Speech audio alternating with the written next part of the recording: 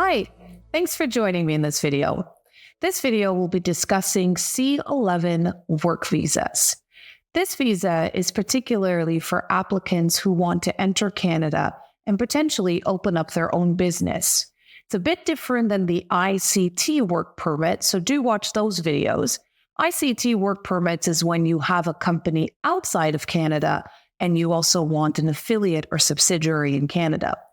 A C11 doesn't require that.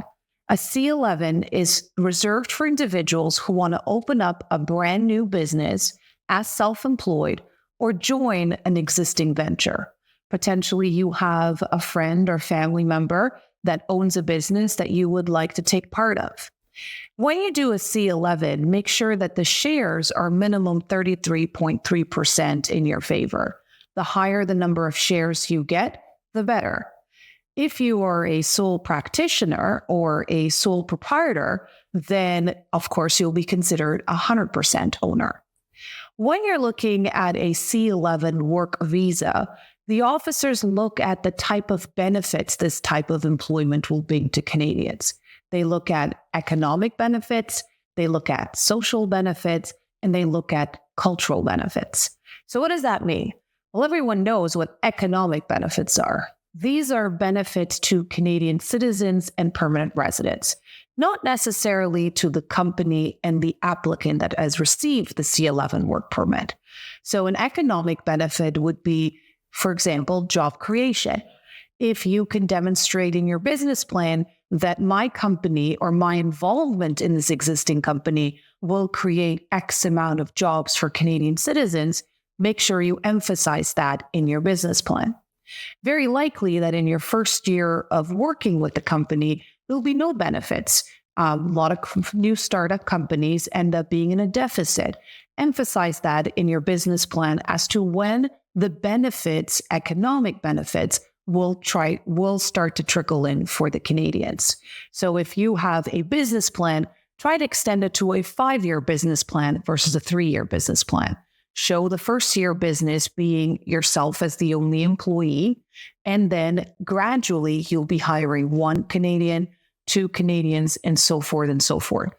Try not to be too aggressive in your business plan in regards to how many Canadians you intend to hire, because the revenue that the company generates has to match that. So for example, in your first year, your company may just make $20,000 revenue. And so to state that you will hire 5 Canadian employees will not be believable. As far as the social benefits, this is more addressing community stuff. What kind of social benefits will be available if this company is opened up in your community, or if you join this existing company? An example would be a business such as teaching piano lessons to minor children. This could be a social benefit to minor children.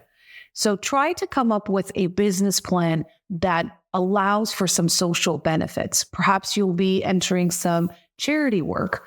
Perhaps you'll be investing into some after-hour school programs. Anything that could be related to the business or something that you can add on to bring the community together. Emphasize that in your business plan. Lastly is the cultural benefits. The cultural benefits are related to your designations, your awards received, peer recognition, anything that demonstrate that you are recognized in the community, and culturally you can integrate this to the benefits of that community. So again, make sure it's related to the business. If, for example, your business is in the IT, perhaps you have won some awards in this industry. How are you going to then take that recognition and give that benefit to a Canadian citizen? How are you going to transfer your knowledge to the next generation?